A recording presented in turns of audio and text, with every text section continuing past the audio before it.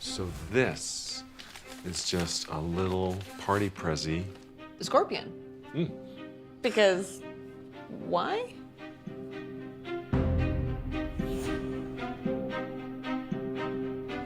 When Jesse told us about this episode, he pitched it as like a Who's Afraid of Virginia Woolf kind of piece, in that, you know, marriage tensions at a party, trying to keep up a good front, trying to keep up a happy marriage face. It's a long and interesting journey to have played these characters and see how they develop. It's just another point in their relationship which is brilliant to chart. So we got a couple of extra names for the guest list. Right. Madsen is in fact coming now. Ooh, good. That's good for me, right? I mean, my chance to dance, I can secure my spot. He's got to make a good impression for Lucas Madsen. He feels like he's got to do a good job because it's a bit, you know, he's running the whole show. Last season, Madsen's offered to buy the company and implied that he was going to be a big figure through this season. In the company, are you hands-on or more of an overview guy? Let me ask you this. What would you value more highly? Really? Things are going wrong. The stakes are very high because of who's in the running to be president. Megan's team called, and they wanted to know if you might be willing to, you know, drop out. Of the election?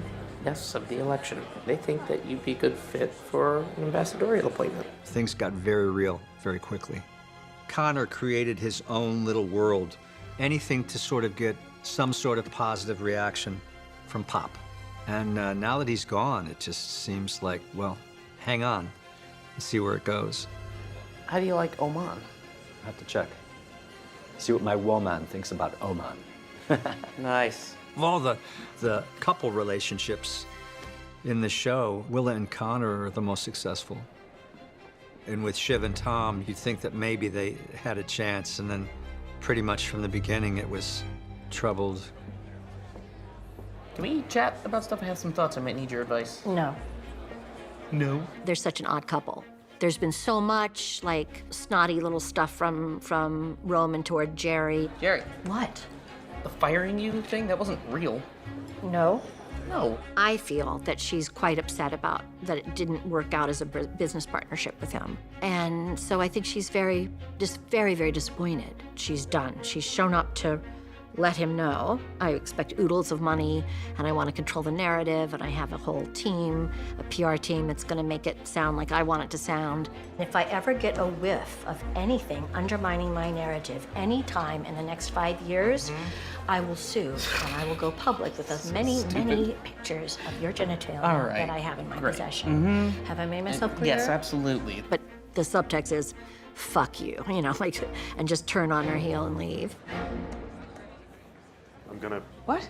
Yeah, I'm done. I'm gonna bed. I'm bushwhacked. My eyes are sandpaper. Stay for 45 minutes more. I'm just a little tired because all the fun gossip that I've been hearing from everywhere at this party in my house is that I'm gonna be shit-canned. So yeah, I think they're in a quite a curious place, which is they both know exactly what happened, but while she won't talk about it, she has this kind of leverage. Sarah and I were talking, and we sort of worked out that they hadn't ever really screamed and shouted at each other in that way. It's always been, the lid has always gone on quite quickly in their arguments. It's great to explore a different dynamic with two characters. Should we have a real conversation? With a scorpion? That was No. a friendly thing. Oh, yeah, sure. You're real friendly. I think you find it very hard to think about me. What? And I think you shouldn't have even married me.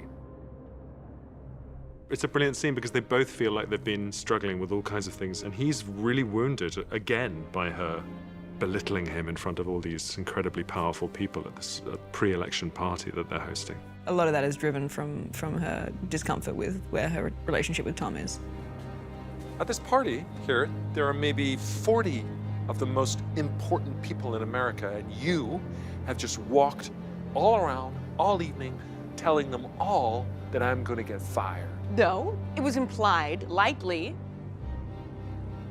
It certainly gets explosive in this scene. Like, I remember he yells at one point, You were going to see me get sent to fucking prison! and because we're on like a balcony, all the buildings around would echo with prison, prison, prison. You were only with me to get to power. Well, you got it now, Tom. You've got it. I'm with you because I love you! Bullshit! You're fucking me for my DNA. You were fucking me for a fucking ladder. Like, it's really fun to just yell at somebody and go at that pace with somebody that you trust, and doing that with Matthew, who's such a darling to, like, yell at. And it sort of becomes farcical halfway through the episode. I mean, it's just a wonderful episode.